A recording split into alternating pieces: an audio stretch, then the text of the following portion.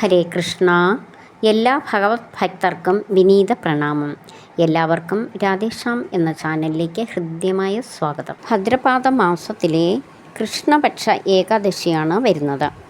ഈ ഏകാദശി 2025 ഓഗസ്റ്റ് 19 ചൊവ്വാഴ്ചയാണ്. ഒരിക്കൽ യുധിഷ്ഠിര മഹാരാജാവ് ഭഗവാൻ ശ്രീകൃഷ്ണനോട് ഇപ്രകാരം ചോദിച്ചു: അല്ലയോ ഭഗവാനെ മാധവ, ഭാദ്രപദ മാസത്തിലെ കൃഷ്ണപക്ഷ ഏകാദശിയുടെ പേരെന്താണ്? ഈ ഏകാദശിയുടെ മഹത്വം എന്താണ്?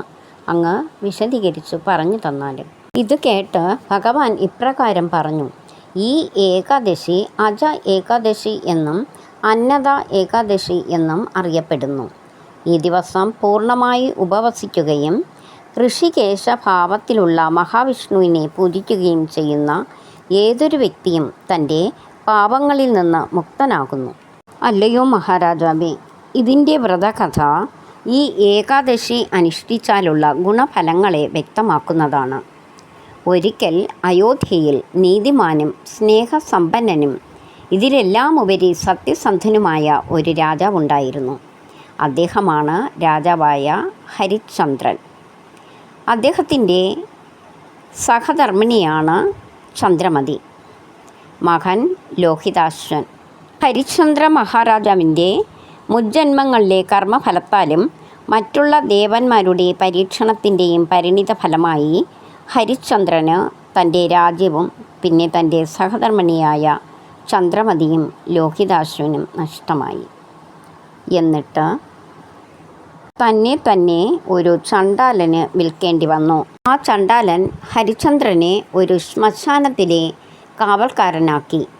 ഇത്രയും കഷ്ടതയും കഷ്ടപ്പാടും സഹിച്ചിട്ടും തൻ്റെ സത്യസന്ധത കൈവിട്ടില്ല.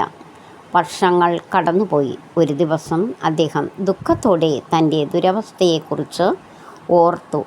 എന്താണ് ഇതിനൊരു പരിഹാരം? ഇതിൽ നിന്ന് എന്നാണ് തനിക്ക് മോചനം ലഭിക്കുക?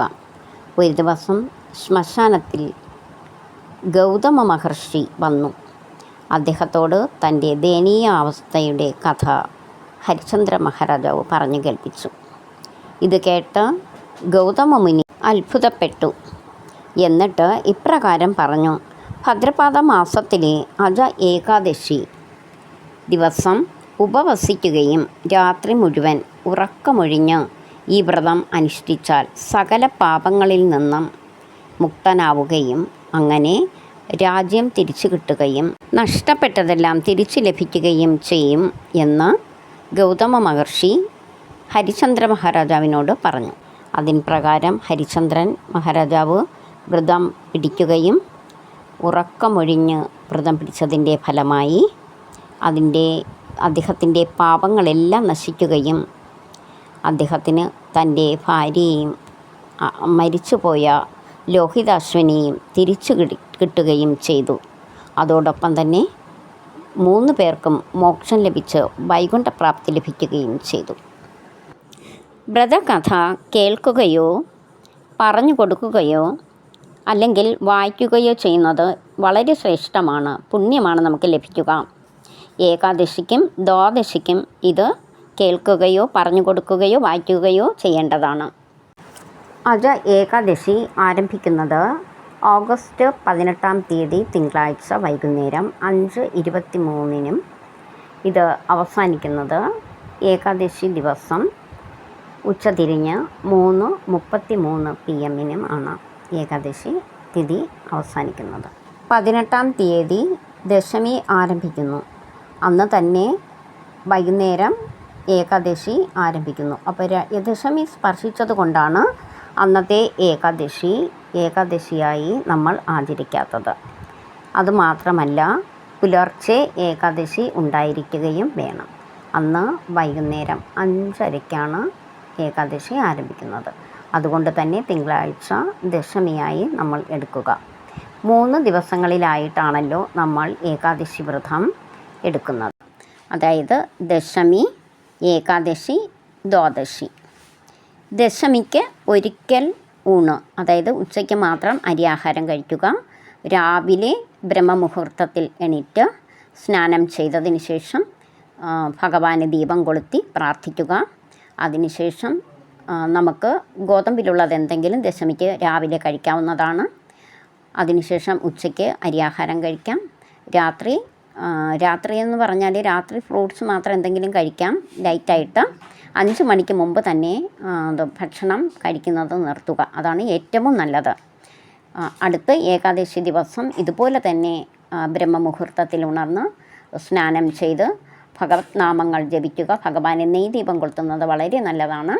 അതിനുശേഷം ഭഗവത് നാമങ്ങൾ ജപിക്കുക. ഭഗവത്ഗീത, നാരായണീയം, ഭാഗവതം, ഹരേ കൃഷ്ണ മഹാമന്ത്രം 108 പ്രാവശ്യം തുളസിയില കൊണ്ട് ജപിച്ച് ഭഗവൻ്റെ പാദങ്ങളിൽ അർപ്പിക്കുന്നത് വളരെ നല്ലതാണ്.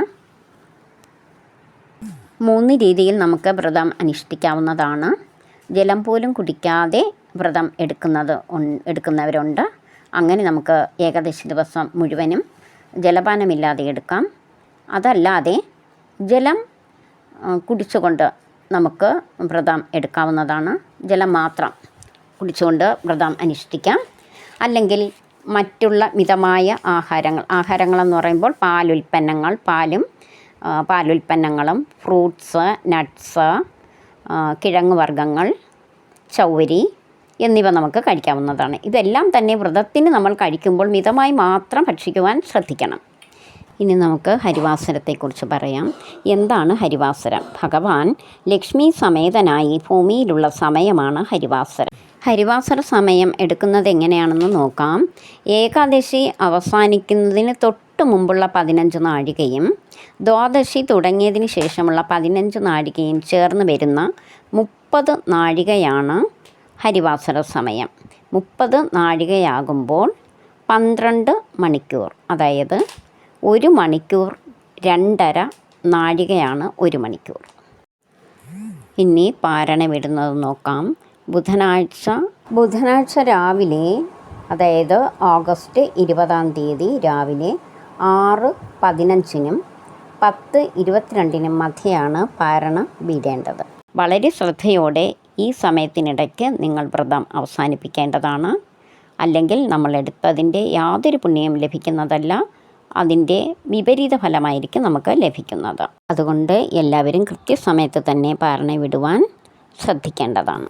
ഏകാദശിക്ക് ക്ഷേത്രത്തിൽ പോകാൻ സാധിക്കുകയാണെങ്കിൽ നമ്മുടെ വീട്ടിൽ ദീപം കൊളുത്തി പ്രാർത്ഥിച്ചതിന് ശേഷം അടുത്തുള്ള വിഷ്ണു ക്ഷേത്രത്തിലോ വിഷ്ണുവിൻ്റെ അവതാര ക്ഷേത്രങ്ങളിലോ പോകേണ്ടതാണ്. അല്ലെങ്കിൽ വീട്ടിലിരുന്ന് തന്നെ നമുക്ക് വ്രതം അനുഷ്ഠിക്കാം. ദ്വാദശിക്ക് പാരണ വീടുന്നത് അമ്പലത്തിൽ പോയും നമുക്ക് പാരണ വിടാം, തുളസി തീർത്ഥം സേവിച്ച്. അല്ലെങ്കിൽ വീട്ടിൽ തന്നെ തുളസി തീർത്ഥം സേവിച്ച് നമുക്ക് പാരണ വീടാവുന്നതാണ്.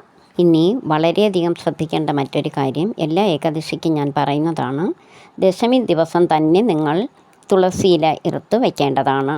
പൂജയ്ക്ക് നമുക്ക് ഭഗവാന് ഹാരം കെട്ടാനുമായിട്ട് നമുക്ക് ദശമി ദിവസം തന്നെ തുളസിയില ഇറുത്ത് വയ്ക്കുക. ഏകാദശിക്കും ദ്വാദശിക്കും തുളസിയിലകൾ പറിക്കരുത്. എല്ലാവരും അവരവരുടെ ആരോഗ്യസ്ഥിതി അനുസരിച്ച് മാത്രം വ്രതം അനുഷ്ഠിക്കേണ്ടതാണ്. നിങ്ങൾക്കറിയാമല്ലോ നിങ്ങളുടെ ആരോഗ്യം എങ്ങനെയാണെന്ന്. അതനുസരിച്ച് മാത്രം പൂർണ്ണ ഉപവാസം എടുക്കുകയോ അല്ലെങ്കിൽ മിതമായി ഭക്ഷണം കഴിച്ചുകൊണ്ട് എല്ലാവർക്കും ഏകാദശി എടുക്കാവുന്നതാണ്. ചില വാലായ്മ ഉള്ളവരും പീരീഡ്സ് ഉള്ളവരും ഹരിനാമ കീർത്തനങ്ങൾ ജപിക്കാവുന്നതാണ്. അതിന് യാതൊരുവിധ റെസ്ട്രിക്ഷൻസും ഇല്ല. എന്നാൽ വ്രതം അനുഷ്ഠിക്കുകയും ചെയ്യാം. എന്നാൽ ദീപം കൊളുത്തി വെച്ച് പ്രാർത്ഥിക്കരുത്. നമ്മുടെ റൂമിലിരുന്ന് നമുക്ക് ഹരിനാമ കീർത്തനങ്ങളെല്ലാം തന്നെ ചൊല്ലാവുന്നതാണ്. നാരായണീയം, ഭഗവത്ഗീത, ഭാഗവതം ഇതെല്ലാം തന്നെ വായിക്കാവുന്നതാണ്. അതിന് യാതൊരുവിധ റെസ്ട്രിക്ഷൻസും ഇല്ല. എന്നിട്ട് വ്രതം പിടിക്കാവുന്നതാണ്. എല്ലാവരും ഏകാദശി വ്രതം അനുഷ്ഠിക്കുക. എല്ലാവർക്കും ഭഗവാന്റെ അനുഗ്രഹം ഉണ്ടാകട്ടെ എന്ന് ഞാൻ പ്രാർത്ഥിക്കുന്നു. ഹരേ കൃഷ്ണ. ഇനി അടുത്ത വീഡിയോയിൽ കാണാം. എല്ലാവർക്കും നല്ലൊരു ദിവസം ആശംസിക്കുന്നു. ഹരേ കൃഷ്ണ.